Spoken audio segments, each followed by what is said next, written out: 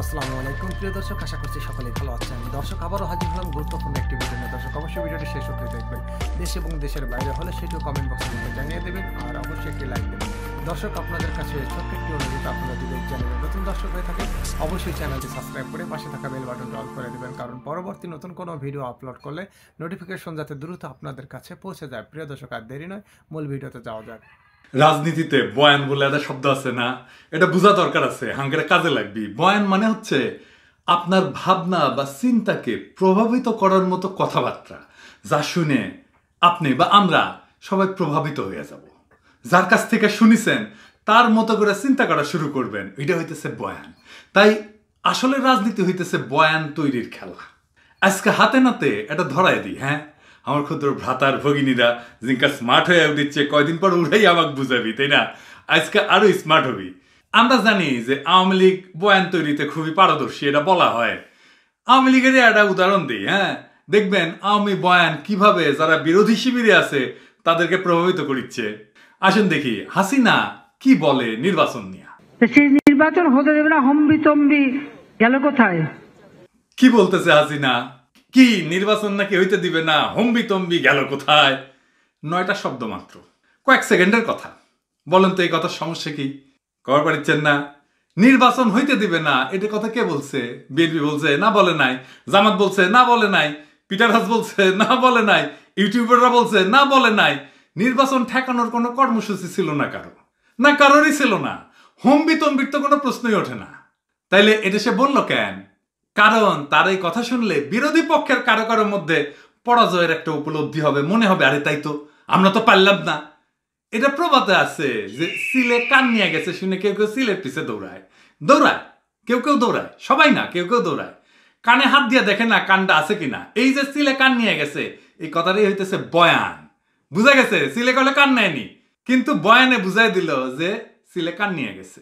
হাসিনার এই বয়ানের পরে হাহাকার শোনা যাইতেছে না? বিরোধী শিবির বইলা যারা দাবি করে রাজনীতির মাঠের লোক না করলে ফেসবুকের মাঠের লোক, এখন তারা খুঁজে বেড়াচ্ছে কারে দোষ দিবে। দেখছেন না? অথচ হাঙ্কেরে বিজয় উদযাপন করা উচিত ছিল, তাই না? আমরা দারুণভাবে বিজয়ী। কেন? আমরা মানে আমাদের হইয়া যারা লড়াই সংগ্রাম করতেছে রাজনৈতিক দলের নেতৃত্বে, যে রাজনৈতিক দলের নেতৃত্ব আমরা মাইনে নিছি, তারা কি চাইছিল? তারা চাইছিল তত্ত্বাবধায়ক সরকার, তাই না? কোনো তো সন্দেহ নাই। এবং বলছিল তত্ত্বাবধায়ক সরকার না হইলে তারা হাসিনার অধীনে নির্বাচনে যাবে না, ঠিক কিনা? এর বাইরে তো কিছু বলছে? বলে নাই। আচ্ছা, আর কি বলছে? জনগণকে আহ্বান জানাইছে নির্বাচন বয়কট করেন, তাই না? এটার জন্য রাজনৈতিক দলগুলোকে খুব বড় কোনো ক্যাম্পেইন চালাইতে পারছে না? পারে নাই। আমাদের ভাইয়েরা জঙ্গলে ঘুমাইছে, বাকিরা জেলে। বাইরে ছিল আমাদের অল্প কিছু ভাইয়েরা, তাও শান্তিপূর্ণ লিফলেট বিতরণ কর্মসূচিতে পুলিশ দিয়ে লাঠিপিটা করছে। কেউ ভোট সেন্টারে যাবেন না আপনারা। 6 নম্বরের মানুষ যারা আমাদের মহব্বত করেন তারা কেউ ভোট সেন্টারে যাবেন না। প্রার্থী নাই, দল একটা, প্রার্থী একটা, মার্কা একটা, এই ভোট সেন্টারে যাওয়ার দরকার নাই। যেদিন ভোট নিয়ে আসতে পারবো, যেদিন ইলেকশন নিয়ে আসতে পারবো, ওই দিন আপনারা ভোট সেন্টারে যাবেন, পছন্দ মতো প্রার্থীকে ভোট দিবেন। বর্জন বর্জন, প্রহসনের নির্বাচন, প্রহসনের নির্বাচন, বর্জন বর্জন, প্রহসনের নির্বাচন। আর হাসিনার লোকেরা কি করছে? ভিজিএফ কার্ড নিয়ে নিছে, কাইটে নিছে, ভয় দেখাইছে। মসজিদ কবরস্থান বন্ধ করে দিবে বলছে না? নাগরিক অধিকার বন্ধ করে দিবে বলছে না? ভোটার আইডি কার্ড নিয়ে নিবে বলছে না? টেকা দিছে, তারপরে বাড়ি বাড়ি যায় ভোটার টাইনে আনা, ভোট দেওয়ার চেষ্টা করেছে। আসছে লোকজন? আসে নাই।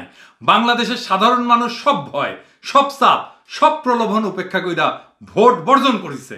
কত পার্সেন্ট? প্রায় 98% মানুষ ভোট বর্জন করেছে। এটাই তো রেফারেন্ডাম, এটাই আওয়ামী লীগের বিরুদ্ধে একটা বিশাল বিজয়। কি বিশাল ঘটনা ঘটে গেছে।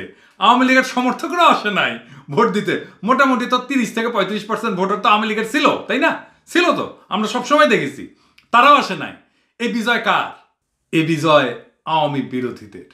আওয়ামী লীগ 1970 সালেও এর রেফারেন্ডাম পায় নাই। এত বিশাল রাজনৈতিক সমর্থন দুনিয়ার কোন দেশের রাজনৈতিক দলের ভাগ্যে জোটে নাই। লিখে রাখতে পারেন, খোঁজ নিয়ে দেখেন, জোটে নাই। 98% মানুষ দেশের কোন একটা রাজনৈতিক কর্মসূচিতে সমর্থন দিছে, ঘটে নাই। এই বিশাল বিজয়, অভাবনীয় বিজয়কে কাটাল রানী একটা 9টা শব্দের বয়ান দিয়া উল্টা দেওয়ার চেষ্টা করেছে, আর সেটা কেউ কেউ খাইছেও। বিজয়ের উৎসবের বদলে পরাজয়ের ছায়া কারো কারো মুখে। আর কিছু জাউরা তো আজ থাকবেই, তারা গালাইতেছে বিএনপিকে। আর যদি বিএনপিকে গালাইনোর মতো সাহস না থাকে, তাহলে পিনাকি ভট্টাচার্যরে গেলাও তো কেন? পিনাকি ভট্টাচার্যরে গেলাও কেন? কারণ হিসাবে তারা বলে যে আমার ভিডিও দেখে নাকি পাবলিকে ঘরে বসেছিল, এইভাবে আন্দোলন নাকি নষ্ট হইয়া গেছে। গুরুতর অভিযোগ। প্রশ্ন হইতেছে, এই যে দিব্য জ্ঞান যে আমার ভিডিও দেখা পাবলিকে ঘরে বসেছিল, এই দিব্য জ্ঞান কই পেয়েছে? কোথায় পেয়েছে? নিজের মাথার তৈরি করেছে, তাই না? হ্যাঁ, আমি মাইনে নিতাম যদি এটা ন্যূনতম জরিপ করলো নি, তাইলে এটা কথা ছিল যে এটা ছড়াইছে সে নিজের নামের পাশে লেখে, সে নাকি গবেষণা করে। ভাই, দুনিয়াতে যে গবেষণার অন্তত জানে, সেও এইভাবে কথা বলে না। ফেসবুকে তো কেউ ধরে না, যা খুশি কইয়া দিলেই হইল। আমি এটা জরিপ করেছিলাম নিজে, 10,000 লোকের উপরে, তার মধ্যে 45% বলিছে, এইটা সাহেব দেখাই দেন 45% যেটা, যে তারা আমার ভিডিও দেখা উদ্বুদ্ধ হইয়া রাজনৈতিক কর্মসূচিতে অংশ নিচ্ছে। 10,000-এর 45% বলিছে, আর মাত্র 2% বলিছে যে আমার ভিডিও দেখে মনে করছে যে সরকার এতেই পরিবর্তিত হইয়া যাবে। দুনিয়াতে 2% ভালসুন তো থাকেই। 2% মানুষ তো হাসিনারও ভোট দিতে গেছিল, তাই না? আরে ভাই, ভিডিও দেখা না, আপনি জনসভায় ভাষণ শুনতে গেলে তাদের সরকার পড়ে যাবে। হ্যাঁ, তাই যদি হইলে তো 7ই মার্চে মুজিবের ভাষণ শুনে দেশ স্বাধীন হয়ে যেত, তাই না? তাইলে তারপরে আমাদের দেশে একটা রক্তাক্ত সময় অতিক্রম করতে হয় নাই? ফরাসি বিপ্লবে এই প্যারিসে রাস্তায় রাস্তায় রক্তাক্ত লড়াই হয় নাই? এমনকি এরশাদের পতনে আর্মিদের নিউট্রালাইজ করতে হয় নাই পশ্চিমাদের দিয়া? করতে হয়েছে তো। ভিডিও করে কি? আমার ভিডিও করে কি? বয়ান তৈরি করে, মেসেজ পাঠায়, সহযোদ্ধাদের উদ্দীপ্ত করে, শত্রুর মনোবল ভাঙ্গা দেয়। এখন যে কইতেছে সেও কালে ইউটিউবিং করে, সে এখন পারে না ইউটিউবিং। এটা তো একটা স্কিল রে ভাই। আপনি ব্যর্থ ইউটিউবার, তাই রাগ গিয়া পড়ছে পিনাকির উপরে। এটা তো একটা টিনেজের পোলারাও করে না। যাই হোক, এই তত্ত্ব যারা দিবে তাদের মুখের উপরে ঝামা ঘষে দিতে পারবেন। এবার আসেন হাঙ্কেরে ইন্ডিয়া খেদাও আন্দোলনের আপডেট, আমাদের আসল কাজে আসি। হাঙ্কেরে আন্দোলনের নাম হবে ইন্ডিয়া আউট। আমরা মালদ্বীপের ওই নামটাই নিলাম। এই লড়াইয়ের শুরু মালদ্বীপে, আমাদের মালদ্বীপের ভাইদের সাথে সংহতি। আমরা চাই এই অঞ্চলের নেপাল, ভুটান, পাকিস্তান, আফগানিস্তান, 7 সিস্টার্স, ভারতের শিখ সম্প্রদায় এই লড়াইয়ে যুক্ত হোক। আমরা তো প্রত্যেক ভিডিওতে কিছু না কিছু প্রোডাক্টের কথা বলবো, ভারতীয় পণ্য। আমরা প্রথমে শুরু করি, আমি যে সেক্টরে কাজ করেছি এক সময়, ফার্মাসিউটিক্যাল কোম্পানি। কোনো ফার্মাসিউটিক্যাল কোম্পানি যদি ইন্ডিয়ান কাঁচামাল দিয়া ব্যবহার করে ওষুধ বানান, তাহলে আপনার কোম্পানি বয়কট হবে। আমি সব মালিকরে চিনি, আপনারা কে কি করেন সব জানি কলে। হ্যাঁ, বাংলাদেশে কাঁঠাল রানী জয় বাংলা হইলে যদি আমরা দেখি যে এই তারিখের পর থেকে আপনি ইন্ডিয়ান কাঁচামাল দিয়া আপনার প্রোডাক্ট বানাইছেন, আপনার কোম্পানিরে আমরা জয় বাংলা করে দিব। আর মাথায় রাখেন, কাঁঠাল রানী জয় বাংলা হইলে আপনার কারখানা জনতারের সাথে নিয়ে আমি নিজে দাঁড়াই থেকে বুলডোজার দিয়া মিশাই দেবো মাটির সাথে। আশা করি আপনারা জানেন আমি কিভাবে পাবো আপনাদের আমদানির তথ্য। হ্যাঁ, মাথায় রেখেন, ভুল হয় না যেন। এইবার আপনাদের দেখাই বাংলাদেশের প্রশাসন, মিডিয়া কিভাবে ইন্ডিয়ান পণ্য প্রমোট করে গেছে। এডিটর সাহেব, নিউজগুলো একটু দেখান একটার পর একটা। হ্যাঁ, কোন কোন সংবাদপত্র আমাদের? ডেইলি স্টার, হ্যাঁ, বিডি নিউজ, হ্যাঁ, সমকাল, হ্যাঁ, সব কিছু কইরা গেছে আর কি। হ্যাঁ, অবজারভার, নিউ এজ, সব কইরা গেছে। যাই হোক, আজকে কয়েকটা গুরুত্বপূর্ণ ভারতীয় পণ্য দেখাই। সয়াবিন তেল আমরা সবসময় খাই। আদানি গ্রুপ মানে মোদির নিজের গ্রুপ, ওদের সয়াবিনের তেলের ব্র্যান্ড হচ্ছে রূপচান্দা। এটা বাংলাদেশি কোম্পানি না, আদানির ব্র্যান্ড এটা। এটা রূপচান্দা ছাড়াও মিজান ব্র্যান্ডের পাম অয়েল, ফরচুন ব্র্যান্ডের চালের কুড়ার তেল, কিং ব্র্যান্ডের সানফ্লাওয়ার অয়েল আর অলিভ অয়েলা ব্র্যান্ডের অলিভ অয়েল এটা বাজারে দেয়। এইগুলা বর্জন, বন্ধ। আর এই যে স্বপ্ন সুপার শপ, হ্যাঁ, এরা এসিআই কোম্পানির কলে। হ্যাঁ, আপনারা নাকি সেলফ ভর্তি করে ইন্ডিয়ান প্রোডাক্ট রাখেন। হ্যাঁ, ভালো, খুবই ভালো, সুন্দর। হ্যাঁ, 2 সপ্তাহ সময় দিলাম, সেলফ ফাঁকা করে ফেলবেন। দেশি পণ্য দিয়া সেলফ ভরান। 2 সপ্তাহ পরে যদি ঘাট তারামি করে ইন্ডিয়ান প্রোডাক্ট বিক্রি করেন, তাহলে কলে জনগণের গণঘৃণা কিভাবে আপনাদের দিকে ধাবিত করতে হয় সেটা আমার খুব ভালো করে জানা আছে। হ্যাঁ, মালিকরে ধরবো কিন্তু। হ্যাঁ, খুব খেয়াল। আমার ইউটিউব চ্যানেল আছে, এটা ঠিক। আমার ক্ষুদ্র ভ্রাতার ভগিনীরাও আছে, সেটাও ঠিক। হ্যাঁ, আমার একটা রিজার্ভ ফোর্স আছে কলে। হ্যাঁ, আছে জানেন। হ্যাঁ, রিজার্ভ ফোর্স লেগে দেবো গলে। শারদা একাডেমির ঘোড়া এডিটর সাহেব, ঘোড়ার সাউন্ড দেন, আরো জোরে দেন।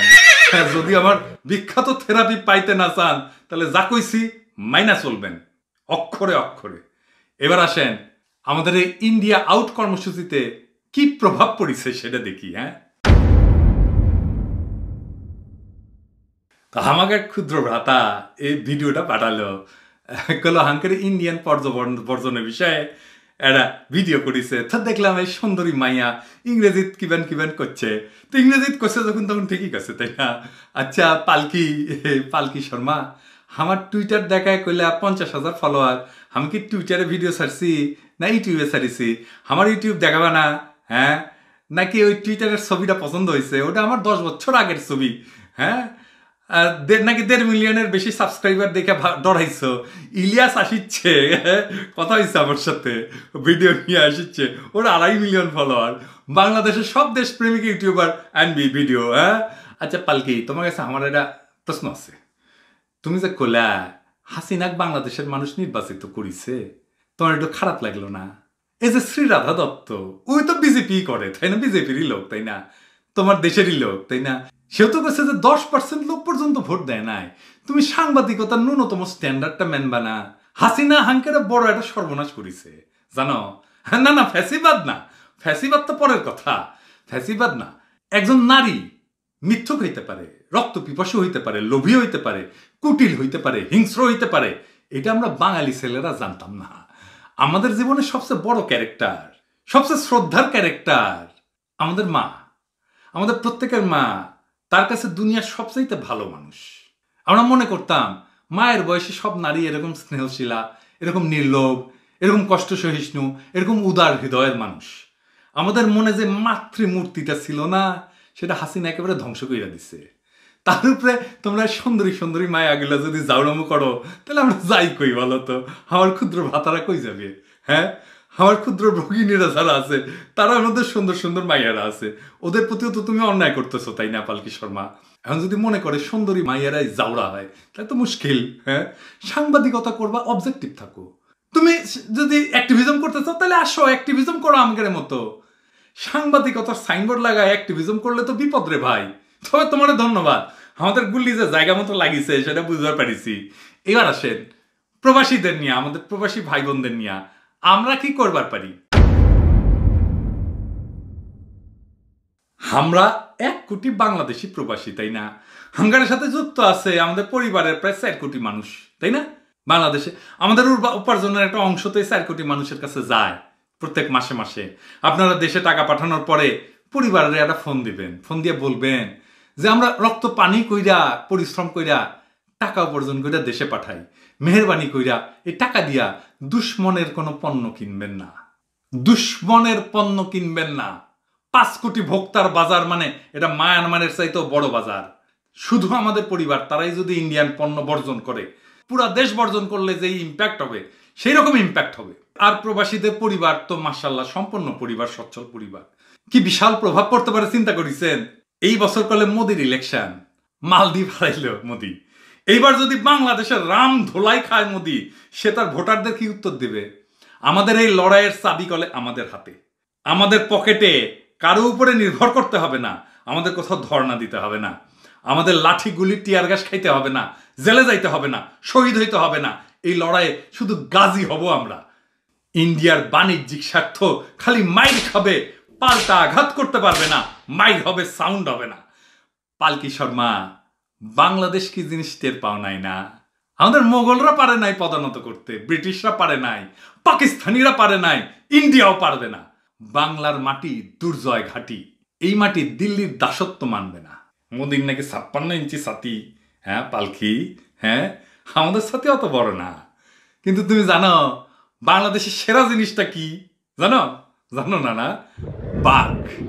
বাংলাদেশের বাঘ, দুনিয়ার সেরা বাঘ হচ্ছে রয়্যাল বেঙ্গল টাইগার।